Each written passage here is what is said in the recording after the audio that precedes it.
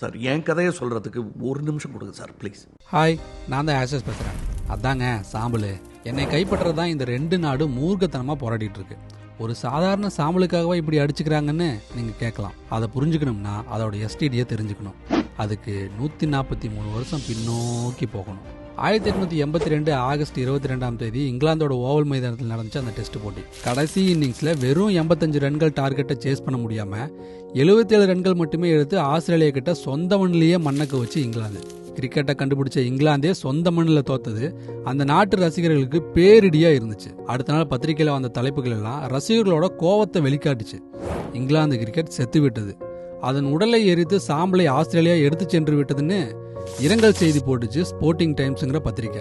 இதை பார்த்த இங்கிலாந்து கேப்டன் இவோ பிலிக்கிற்கு கடும் கோவம் வந்துச்சு.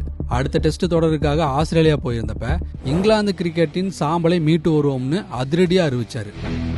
சொன்னபடியே ஆஸ்திரேலியாவை அதோட சொந்த மண்ணிலேயே தட்டி தூக்கி 2-1 என தொடரை கைப்பற்றுச்சு இங்கிலாந்து. மெல்பர்ன் மைதானத்தில் இருந்த ரசிகர்கள் எல்லாம் ஸ்டம்பு மேல இருந்த பெயில்ஸை எரிச்சு அதுல கிடைச்ச சாம்பலை ஒரு குட்டி ஜாடிக்குள்ள வச்சு இங்கிலாந்தின் சாம்பலை திரும்ப தரோம்னு சொல்லி இங்கிலாந்து கேப்டன் கிட்ட கொடுத்தாங்க. இப்படிதான் ஆஷஸ் நான் பிறந்தேன். 1927 இங்கிலாந்து கேப்டன் இவோ பிலிக் இறந்ததும் அவரோட நினைவா லண்டன் லார்ட்ஸ்ல இருக்கிற MCC அருங்காட்சியகத்துல எண்ணெயை வச்சுட்டாங்க. என்ன மாதிரியே செய்யப்பட்ட மாதிரி கோப்பையை தான் இப்ப ஜெயிக்கிறவங்களுக்கு கொடுத்துட்டு இருக்காங்க. இங்கிலாந்து ஆஸ்திரேலியா நாடுகளை பொறுத்த வரைக்கும் ஆஷஸ்ங்கிறது வெறும் விளையாட்டு மட்டும் இல்ல, கௌரவம், பெருமை, மான பிரச்சனை மாதிரி. ஆஷஸ் தொடர்ல இது வரைக்கும் ஆஸ்திரேலியா 34 முறையும் இங்கிலாந்து 32 முறையும் ஜெயிச்சிருக்காங்க. 2023 பறிகொடுத்த கோப்பையை இந்த முறை இங்கிலாந்து மீட்டு செல்லுமா? என்ன நடக்கும்? உங்க கணிப்பை கமெண்ட்ல சொல்லுங்க.